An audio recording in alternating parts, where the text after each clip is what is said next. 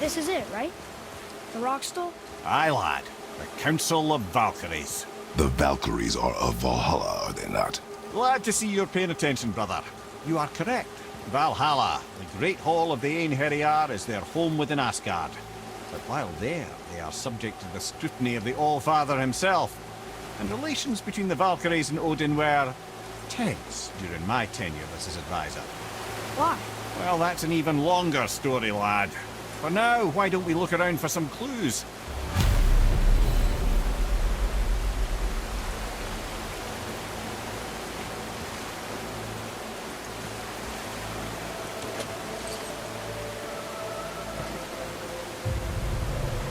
Whoa, you're back. Mimir, who is she? Gunnar, Mistress of War. After any conflict, big or small, she would be first on the scene, sussing out the worthy spirits for a free trip to Valhalla. A gruesome task, but she took great pride in it. Any conflict. Impossible. It's true. She had help from her sisters, of course, but Gunnar was always first to arrive. Her judgment of the fallen was unparalleled, and an invaluable resource to Odin. She was one of his favourites.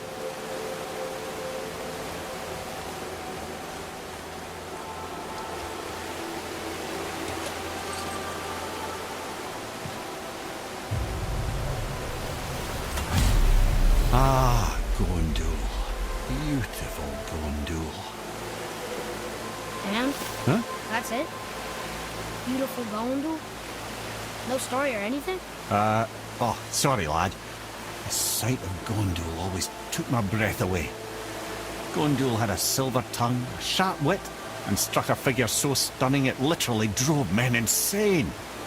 Odin forbid her from setting foot in Midgard after a time, as insanity is not a welcome trait in Valhalla.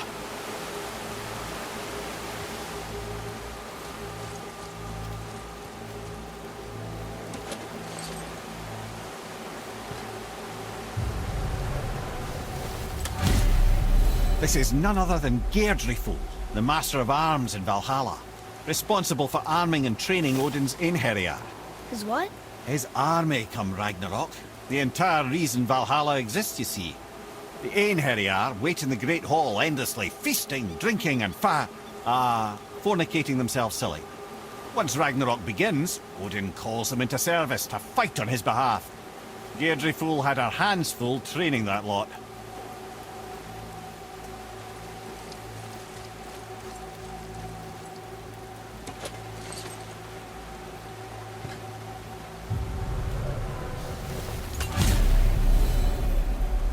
This, my friends, is Kara. Now, Valkyries are volatile by nature, but Kara, the lass is wild storm personified. A wild storm. Aye, calm and collected. Then the air would shift and the fury of her storm would unleash. 'Twas beautiful in a way, assuming you could find proper shelter. Her tears would cleanse the blood-soaked battlefields.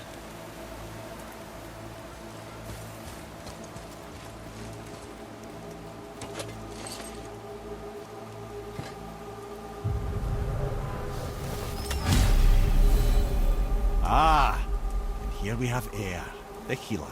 A Valkyrie healer? Strange. Eir was strange, as a matter of fact. Very quiet, very calm. Where her sisters were violent rapids, Eir was a gentle stream.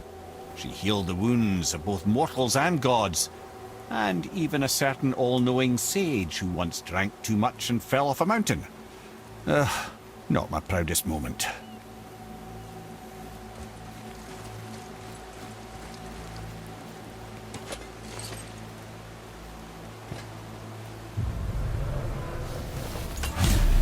Well, well, Hilda, Mistress of Battle.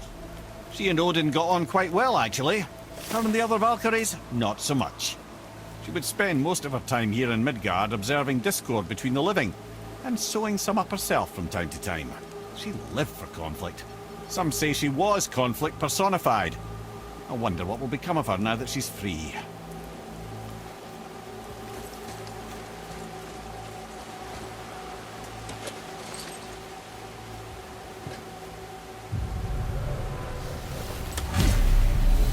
Olrun, once the daughter of a powerful chieftain, She fell defending him during a Reaver attack. Orun was escorted to Valhalla, where she chose to devote her afterlife to the pursuit of knowledge above all else. Quite unusual behaviour amongst the constant drinking and feasting of her fellow Valhallian denizens. How'd she end up a Valkyrie? Odin.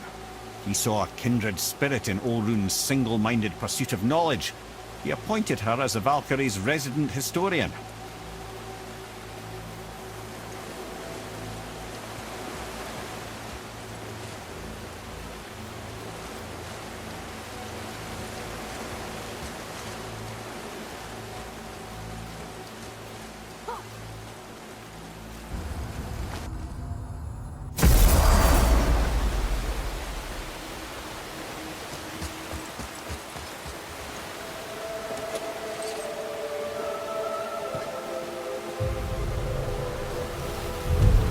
This is Rota, accuser of the slain.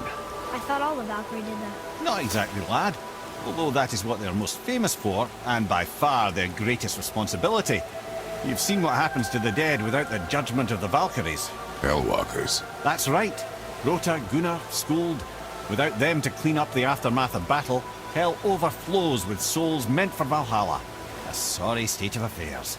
Rota must be beside herself.